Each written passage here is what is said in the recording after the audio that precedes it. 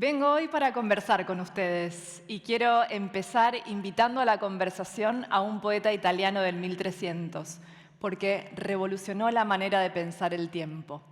Se trata de mi amigo personal, Francisco Petrarca. Y le digo mi amigo porque hace muchos años que doy clases de literatura del Renacimiento, así que converso con él muy a menudo.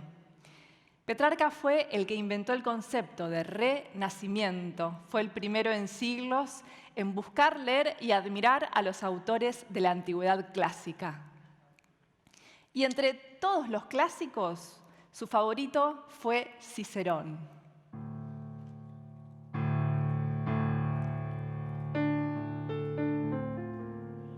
Era un orador y escritor romano que había nacido 1410 años antes que él.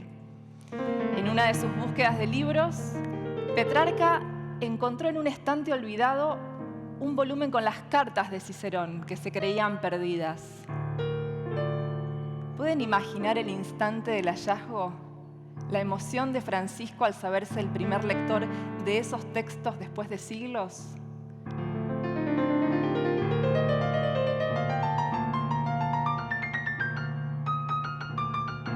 Por suerte para nosotros, Francisco decidió escribirle a Cicerón una serie de cartas para explicar su emoción. Allí le dice: Marco, he leído con avidez tus cartas, halladas tras larga e intensa búsqueda donde menos esperaba. En ellas te he oído decir muchas cosas, quejarte de muchas otras y cambiar a menudo de opinión. Él creyó encontrar en ese libro una máquina del tiempo perfecta para escuchar la voz de Cicerón, conversar con él, y aunque quizás nunca recibiera una respuesta, decidió escribirle hacia el pasado, conversar en el tiempo para tratar de entenderse a sí mismo un poco mejor.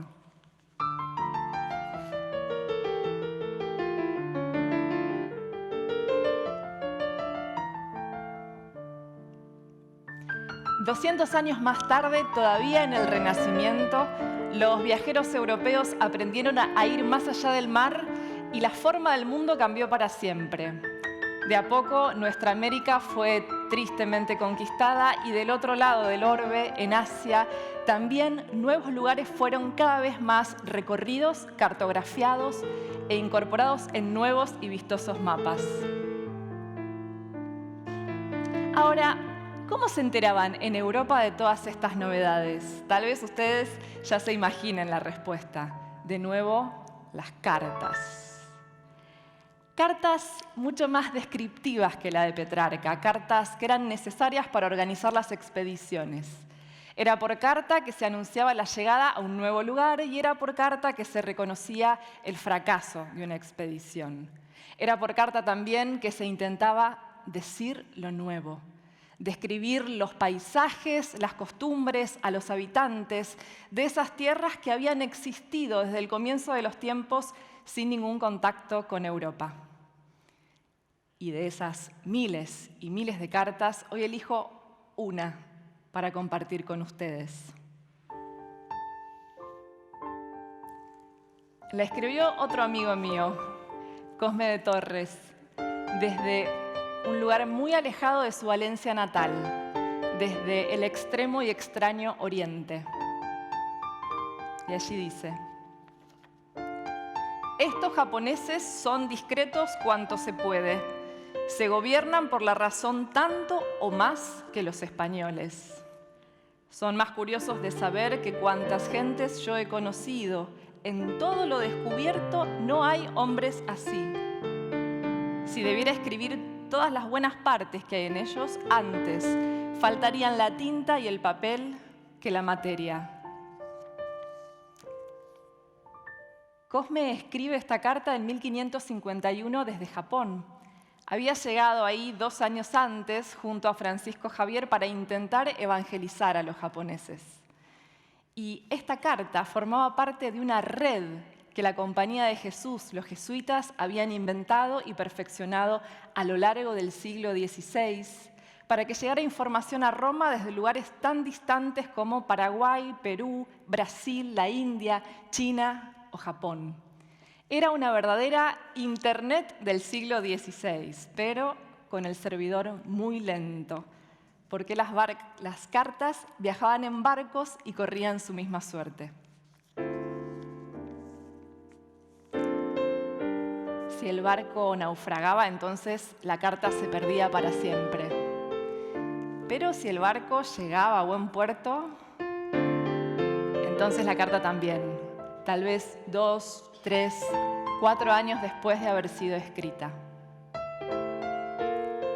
Cosme, igual que Petrarca, tal vez nunca recibiera una respuesta porque de alguna forma también estaba conversando con el pasado y lo hacía buscando las respuestas de su presente. Petrarca hablaba con Cicerón, Cosme con sus compañeros jesuitas. Yo los leo e imagino conversar con ellos y cada tanto me revelan secretos sobre mí. ¿Por qué me interesan tanto las cartas? ¿Por qué me interesa tanto el encuentro con lo desconocido? Tal vez mi nombre en parte lo revele. Soy Paula Hoyo Hattori y hubo en mi familia gente que cruzó el mundo para un lado y para el otro. Gente que se mezcló con lo desconocido y parte de esa mezcla soy yo.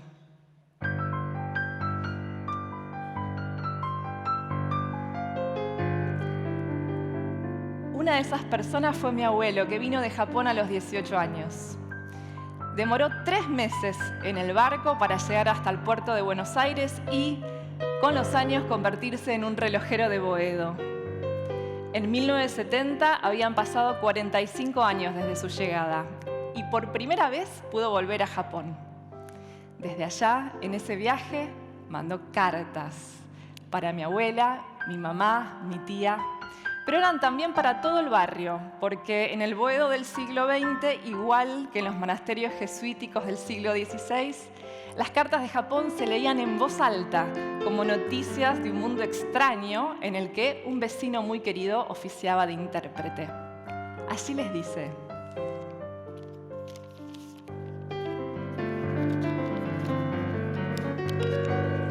Señora Ángela Uchimura, Elena Marta, María Cristina y todas las personas que me acompañaron a esta Ezeiza, estoy muy emocionado por vuestra fina atención, la que han tenido de trasladarse hasta tan lejos. Gracias, muchas gracias para todos. A las 21:15 se levantó el vuelo rumbo a Santiago. Los tripulantes son la mitad japoneses y el anuncio del avión se hace en inglés y en japonés. Ya parece como si estuviera en Japón. Acá salteo varios párrafos para compartir con ustedes la más linda de sus frases con la que se despide en esta primera carta. Por fin, chicas, respiro el aire de Japón. En ese viaje, mi abuelo recorrió Metrópolis en pleno desarrollo económico. El tiempo o la guerra se habían llevado ya a sus abuelos, a sus padres, a algunos de sus hermanos, pero se pudo reencontrar con los que perduraban y con ellos conversó, paseó, compartió felicidad. También buscó por los rincones de su Kameyama natal porque quería reencontrarse con su maestro relojero, pero por fin se dio cuenta.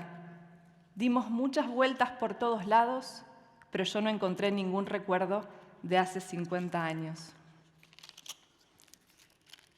Mi abuelo, intentando viajar a su pasado, terminó yendo al futuro y fue desde allá que mandó estas cartas, continuando una conversación cotidiana en una lengua que no era la suya, con esas 3 mujeres y con ese barrio que sí lo eran.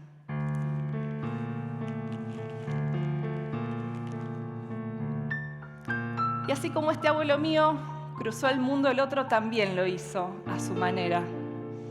No atravesó los océanos, sino la pampa. Mi abuelo nació en Loma Blanca, Santiago del Estero, en diciembre de 1929. A los 21 se tomó el tren en Sumampa, con destino a Buenos Aires. Al tiempo se enamoró de una morocha catamarqueña y tuvieron 3 hijos. El primero fue mi papá.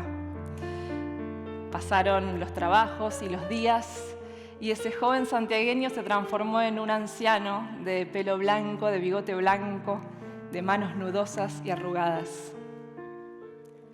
Cuando cumplió 80 le dije: Tata, ¿y si vamos para Loma Blanca? Él nunca había vuelto y bastó la pregunta para que el viaje fuera un hecho. Fuimos en auto, mi abuelo, mi papá y yo. 1000 kilómetros, 60 años después. Llegar a Sumampa era fácil. Ahora, Loma Blanca. Se trata de un paraje, apenas algunas casas de adobe en varios kilómetros a la redonda.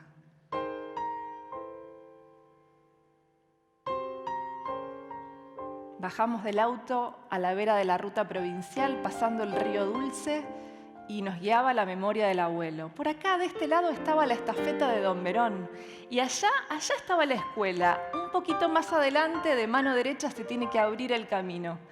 Mi papá y yo lo escuchábamos y por fin veíamos el escenario de todas las historias de la infancia del abuelo. En ese paisaje, él había sido un niño. Éramos los únicos humanos a la redonda y en eso el ruido de un motor. Se acercaba una camioneta. El conductor nos preguntó, ¿a dónde van? Le respondió mi abuelo. Y en eso se bajó la ventanilla de atrás y asomó la cara de un anciano que lo miró y le dijo, socarrón, Pancho, yo te recordaba más alto. 60 años después se reconocieron y se saludaron estos dos paisanos y como si fuera un saludo cotidiano se dijeron chau y cada cual siguió su camino.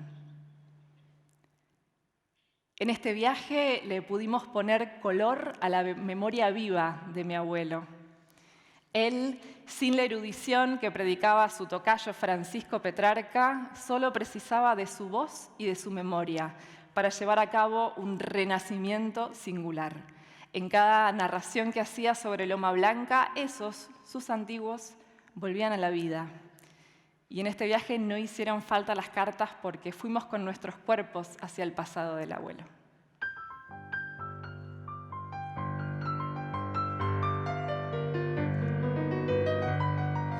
Como les vengo contando, soy japosantiagueña, soy nieta, soy hija, soy hermana y desde hace algunos meses soy la mamá de una beba que se llama Elena. Y a poco de su llegada, unos amigos nos regalaron la idea de escribirle cartas a Elena, cartas al futuro. Yo pienso que ese cuaderno en el que le escribimos es también una perfecta máquina del tiempo, que un día mi hija va a usar para espiarnos tal y como somos hoy, jóvenes, entusiastas, amándola tanto. Hoy conversé con ustedes e invité a la conversación a Petrarca, a Cicerón, a Cosme de Torres, a mis abuelos, a Elenita. Y creo que lo que tienen en común todas estas conversaciones es el poder de la palabra de viajar a través del tiempo. Soy optimista cuando pienso que somos interlocutores del tiempo, que podemos viajar, volver, conversar con los que estuvieron, los que estamos, con los que estarán y buscar en conjunto las respuestas del presente, construir entre todos qué es lo bueno, lo justo, lo verdadero. Y para todo eso solo hace falta esta tecnología, a la vez tan frágil y tan potente, nuestras palabras.